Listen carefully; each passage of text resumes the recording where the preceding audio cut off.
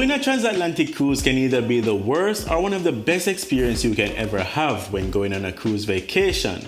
So what do you do when you're stuck on a transatlantic cruise for 7 days? A transatlantic cruise will most likely be 6 to 7 days at sea depending when you get to your next destination. So based on my knowledge, transatlantic cruises are mainly targeted towards passengers who are either seasoned cruisers who love to spend their time on board, but even with that, sometimes you can get the occasional fresh travelers who are new to the sea life that wants to get the best perspective of what cruising is really like.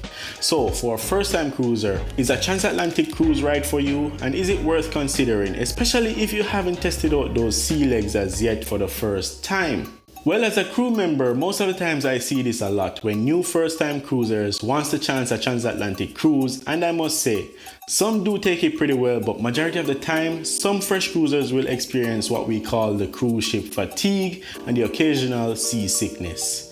So if I was to go back in time and become a first-time cruiser, I would suggest that doing a transatlantic cruise would not be the first thing on my list. I would actually go and most likely experience other types of cruises first just to get my sea legs in and know what to fully expect when sailing at sea. You would learn quickly that this will later be a real valuable experience that you will require for a transatlantic cruise. Not to mention first-time cruisers doing the Drake's Passage. If you want to see me make a video on that, just let me know in the comments right now, because the Drake's Passage, let me tell you this, can be a real experience, especially for fresh cruisers. Spending 6 to 7 days completely at sea can for many other passengers be a call for a really good time.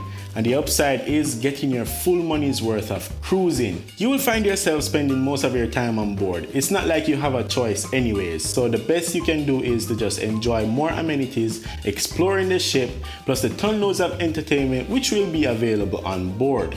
I've known and met a lot of guests who do the transatlantic cruises just for these particular reasons, as spending that much time on board means you get to fully relax without feeling the excursion hustle and bustle or the port day rushes. But at what point does it become overwhelming? For some, it can be even at day 4 or even at day 5, as you didn't probably pace yourself enough within the first few days, and now you are left wondering what else is there to do on the ship.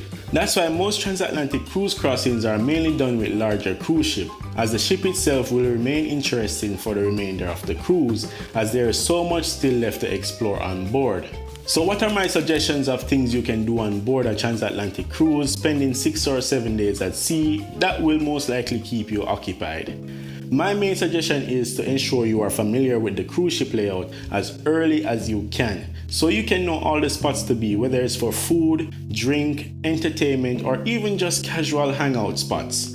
The more you explore, the more you might find. You can even come across areas that will be completely secluded, depending on how good of an explorer you can be. Some ships can even have hidden areas that are in plain sight and are not too congested by other cruise passengers, so go ahead and see if you can locate those areas of the ship. The next thing you can do on board a transatlantic cruise is to keep up with daily onboard activities and schedule. Most, if not all, cruise ships will have a variety of activities that will be sure to occupy your time at sea, such as participating in trivia contests, mystery hunts, or you can even sign up for a variety of classes from cooking, dancing, or even art classes and auctions. If the ship you are on doesn't have much of activities to enjoy, there's always the joy of meeting new groups of people on board to hang out with. And you can even host your own cabin events and invite others, such as for wine and cheese nights, indoor barbecues, provided by the room service of course, or anything else you can come up with.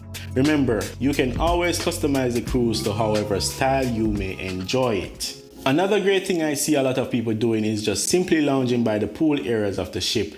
Many times guests on board do this as a way to just relax and pass some time.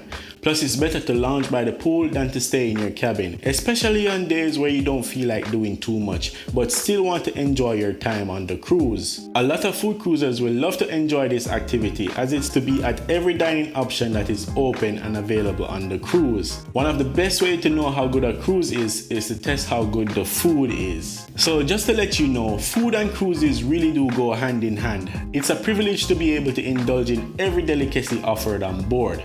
There are sometimes sometimes events that are in between main dining options that offer snacks such as tea time on board, the coffee stations, or specialty treats that are offered in different areas of the ship. That's why it's best to always explore the cruise so you can find these things early on.